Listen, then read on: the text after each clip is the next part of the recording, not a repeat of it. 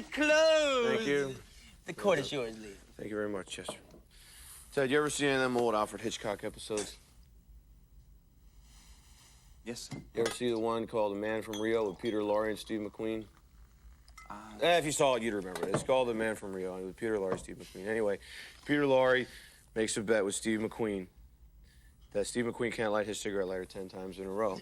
Now, if Steve McQueen lights his cigarette lighter 10 times in a row, he wins Peter Lorre's new car. But if he does not light his cigarette lighter 10 times in a row, Peter Lorre gets to chop off Steve McQueen's little pinky. Norman and Chester here just made the same bet. Norman has bet his pinky that he can light his cigarette lighter 10 times in a row.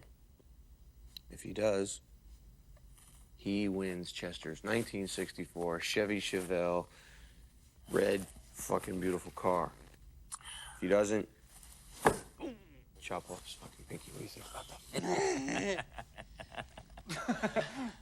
that? You guys are drunk. Of course! Yes! Of Cheers. course we're drunk, Teddy! That's why we're here, but that does cheers. not mean that we don't know what the fuck we're talking about. I'm gonna tell you what the fuck I'm talking about. I'm gonna tell you what the fuck I'm talking about. I drive a motherfucking Honda that my sister sold me. You hear what I'm saying?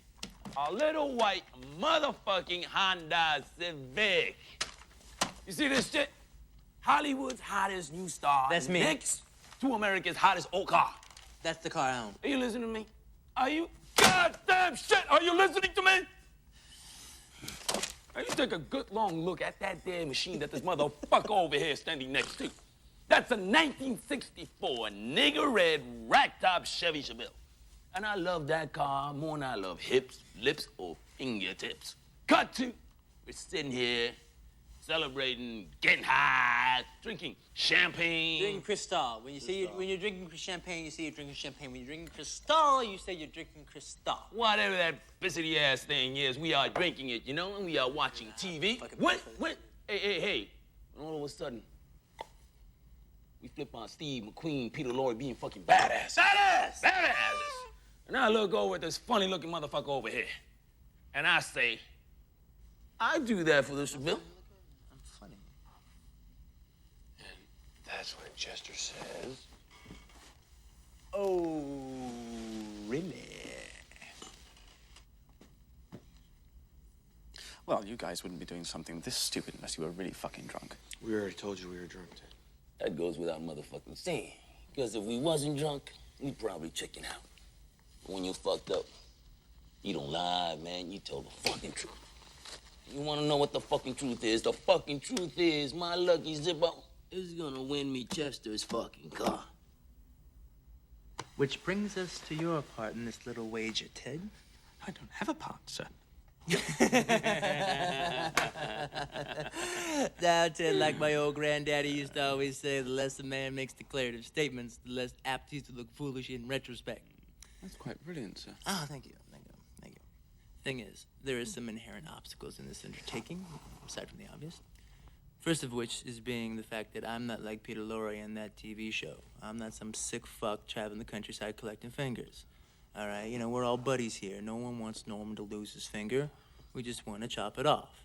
You know, if fate doesn't smile on old Norman, we'll put that fucker on ice, whisk it right to the hospital world, in all likelihood they'll be able to sew it right back on. Well, hopefully, sir. Yeah, well, they sew that guy's dick back on. They can sew Norman's pinky back on. Yeah, how hard can it be? You know? Yeah, good point. So, Norman, he's taken care of, you know. His interests have been looked after. My interests, on the other hand, have not. I am as emotionally attached to my car as Norman is physically to his finger. It's a very fucking piece of expensive machinery I'm putting on this wager. And, you know, if I lose, I lose. That's fine. That's no problem. I have no problem with that. I'm a big boy. I knew exactly what the hell I was doing. But if I win, I want to win, all right? Norman lights his cigarette lighter 10 times in a fucking row. He's gonna have no emotional problems whatsoever about taking my car keys. But if I win, well, it's not inconceivable that at the last minute, maybe neither Leo or I will be able to wield the axe. I'll hatch it, sir. Wield the hatchet. Which brings us full circle to you, Ted. Clear-eyed Ted? Sober Ted? Complete stranger, Ted. Impartial Ted. Just met us and couldn't give a fuck about us, Ted?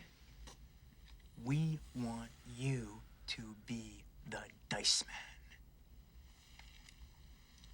Hell of a night, huh, Ted?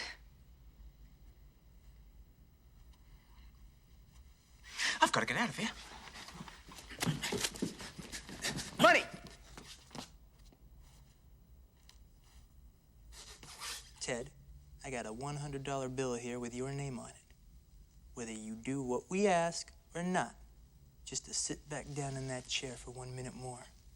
I am not gonna cut off Norman's little pinky. Well, maybe you will and maybe you won't. But that has nothing to do with this $100 bill in my hand. In fact, you can tell us all to go fuck off and walk right out that goddamn door. But if you wait 60 seconds before you do it, you're gonna be $100 richer. Ted, you're gonna do whatever you want to do. All we're asking is that you indulge us for 1 minute more.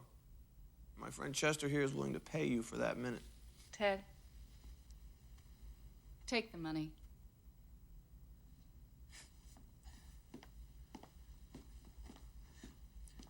Now, let me get this straight. I'll sit on that stool, listen to what you have to say for 60 seconds, and I'll get $100? Correct. And afterwards, I can walk out that door. No hard feelings. None whatsoever. You got a deal. Yes! Oh, Yes, yes, yes, yes, yes, yes. Ted, good answer. Down. All right. Leo, you be the timekeeper. Norman, give me your watch. Let me know when a minute ends and when it begins. You got it. Okay. Gentlemen, start your engines.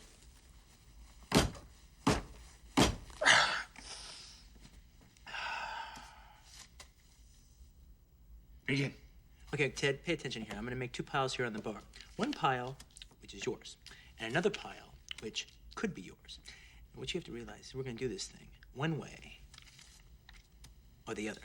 Whether it's you who holds the axe, or a Mexican maid, or some bum we yank off the street. You can buy a whole lot of soup with that pile. Shh, I'm the closer here, all right?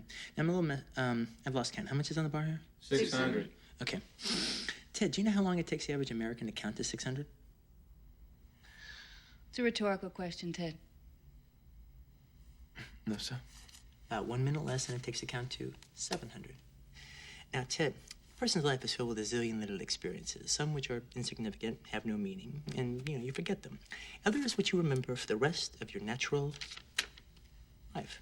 Now, since what we're proposing here is so unusual, so outside the norm, that this is a good bet that this is going to be one of those incidences that sticks. So, since you're going to be stuck remembering this for the rest of your life, you have to decide what that memory will be. So, Ted, are you going to remember for the next 40 years, give or take a decade, that you refused $1,000 for 1 second's worth of work? Or that you made $1,000 for 1 second's worth of work? Time. So, Ted, what's it going to be? Okay. Yes! Always be closing! Right here! Right now! Before I change my mind! Hey! Go, let's go. Get this shit over and done with. Perfect, perfect, perfect. This is one of those moments in time none of us are ever gonna forget. Norman, are you ready? I'm ready. Ted, are you ready? Ready? Okie dokie, Norman. Begin. My finger! My fucking finger, Chester! My fucking finger, man! It's on my fucking finger! Oh, it hurts so strong!